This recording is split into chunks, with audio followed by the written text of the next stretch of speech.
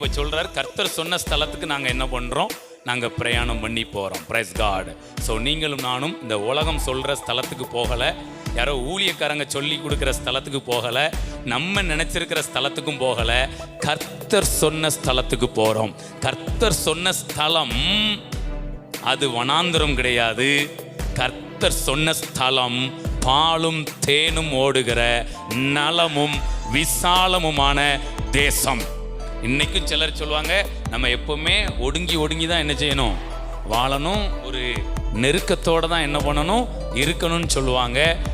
நம்முடைய ஆண்டவர் நம்முடைய வழியை அகலமாக்குகிற தேவன். Praise God. சில நேரம் நம்ம கேட்டிருக்கலாம் ஒடுக்கமாக்குறாருன்னு. ஆனால் இப்போ ஆண்டவர் சொல்றாரு, நான் நீங்கள் நடக்கும் வழியை நீங்கள் வலுவாதபடிக்கு நான் அகலமாக்குகிறேன். வனாந்திரத்தில் இஸ்ரவேல் ஜனங்களுக்கு அளவாக தான் கொடுத்தார், அப்படிதானே?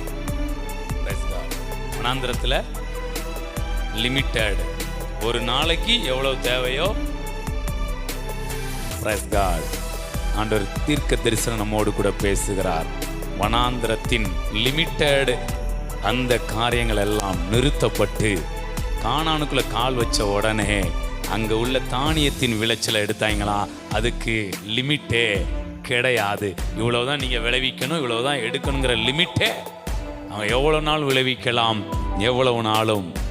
ஸோ அந்த லிமிட்டேஷன்கிறது துண்டாக்கப்பட்டு நிறுத்தப்பட்டு அன்லிமிட்டெட் நமக்கு கொடுக்கப்படுகிறது. Price God. ஸோ கர்த்தர் சொன்னது லிமிட்டெட் கிடையாது, கர்த்தர் சொன்னது அன்லிமிட்டெட். அன்லிமிட்டடாக கொடுக்கிற இடம்தான் நலமும் விசாலமுமான இடம். ஆனால் லிமிட்டடாக கொடுக்கிறது வனாந்திரம். இது தேவன் வச்சது கிடையாது. ஆனால் இந்த பிள்ளைங்க அங்கே இருந்ததுனால ஆண்டவர் மன்னாவை பொழிந்தார். ஒரு தற்காலிகமாக அவர்களுக்கு மன்னாவை என்ன பண்ணுறாரு?